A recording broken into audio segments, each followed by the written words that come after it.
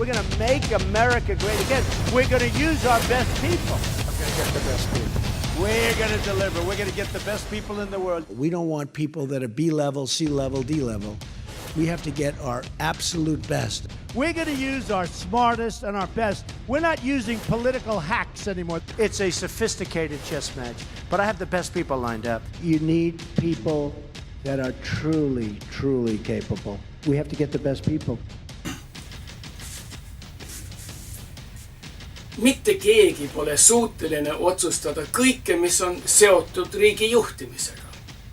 Ikka on vaja nõunikke, kelle haridus ja kogemus täiustab valitud liidrite teadmisi ja kogemusi. Aga nõunikude värbamine peab olema korralikult ja hoolikalt läbi vaadatud ja kontrollitud.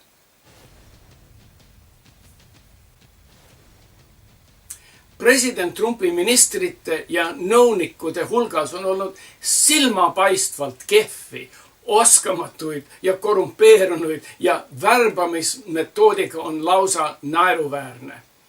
Võtame näiteks Peter Navarro, ökonomist ja akadeemik, kes on praegune Valgemaja riikliku kaubavahetuse nõukogu direktor. Navarro on see nõunik, kes soovitas Trumpile alustada kaubandussõjad nii Hiina kui ka Euroopaga. Minule pakkus huvi, milliselt mätta alt selline nõunik välja kaevati. Ja tuleb välja, et mätta tuhnija oli Jared Kushner, presidenti väimees. President tahtis endale nõuniku, kes pooldab kaubandussõda ja Kushneri saadeti siis õue tuhnima. Valgemaja personali värbaja Kushner ei küsinud akadeemikute käest nõu. Kushner ei sirvanud majandustsitaate. Kushner pani julgelt sülearvuti tööle ja päris Amazonilt, millised autorid on kaubandussõja kohta raamatut kirjutanud. Ja leidiski sealt Navarro. Navarro on muidugi ainus akadeemik, kes arvab, et kaubavahetus on nullsumma mäng. Kui Navarrolt ise küsiti, missugused akadeemikud on tema teooriatega nõus, ei osanud ta ühtegi pakkuda. Ja kui Navarro oli juba palgatud direktori kohale, siis pidi ju Trumpile esitama kaubanduspoliitikat. Sitt nõunikust tuli sitt poliitika. Aga minule pakub huvi, missugused nõunikud vastutavad Eesti poliitika eest. Kes on need nõunikud? Mis haridusega, mis kogemustega ja milliste finantstehingutega nad seotud on? Tänase videokavas oli valitsuse veebilehelt nõunikude nimed korjata, nimed guugeldada ja lihtsa tabeliga kirjeldada nende haridustaset ja kogemust. Ossa taevas! Sellist ei tulnud mitte midagi välja. Ekraani alt näete jooksmas nimesi, mida valitsuse veebilehelt korjasin. Need on ainult nõunikud. Nende seas pole mitte ühtegi spetsialisti, peaspetsialisti, alaspetsialisti, abi, vanemabi, juhti, peaekspertid, eksperdid ega kantslerid. Ainult nõunikke on nii palju, et videoprogramm ei suutnud need korraga ekraanile scrollida. Interneti otsingust selgub, et muist nõunikke ei vääri märkimist. Vähestel on märgata hariduse kohta ega kogemuste kohta infot. Pole mitte ühtegi, keda Amazoni kaudu on võimalik leida. Meie valitsuse nõunikud on põhimõtteliselt suur hulk, ei mitte keegid. Kuidas võib olla selline olukord? Kui mina läksin Detroiti tööle, General Motorsi personali osakond palus minult abi vilunute tööjuhtide alleshoidmiseks. Nende arvates liiga paljud vahetasid töökohti ja sellega uute tunnitööliste väljaõppe venis kauaks. Minu uurimistöö jooksul ilmus huvitav nähtus.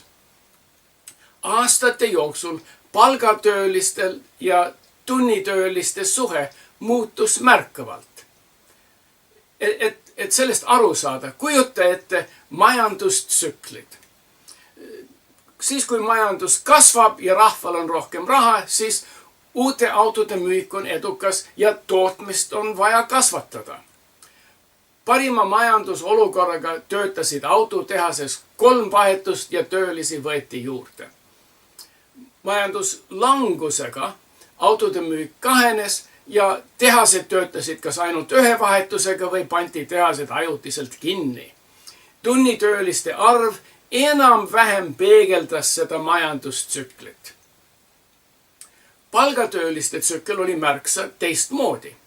General Motorsi tava oli panna 1 palgatööline 7 tunnitööliste juhiks. Iga kord, kui majandustõus nõudis rohkem tunnitöölisi, värvati enam-vähem 1 palgatööline iga 7 tunnitöölisega. Majanduslangusel aga palgatöölisi ei kaotatud samas proportsioonis. Ja aastate jooksul kasvas palgatööliste arv märksalt. Miks see võis juhtuda, on arusaadav. Iga nupukas tööline leiab endale silmapaistvat tööd ülemuse ees. Isegi minul oli kogemus juhutöölisega, kelle traktori remont seisnes hoovi peal jalutamas tööriist käes. Samuti leiavad kõik töölised tõestust, et nende töö on väärilik. Samuti oskavad töökust teeselda ka valitsuse nõunikud. Valitsuse nõunikud ei pea hoolima majandustsüklitest. Nende mure on ministrite vahetus ja valimised. Aga kui nad oskavad hästi teeselda, et tööd teevad, siis vaevalt, et neid lahti lastakse ministrite vahetusel.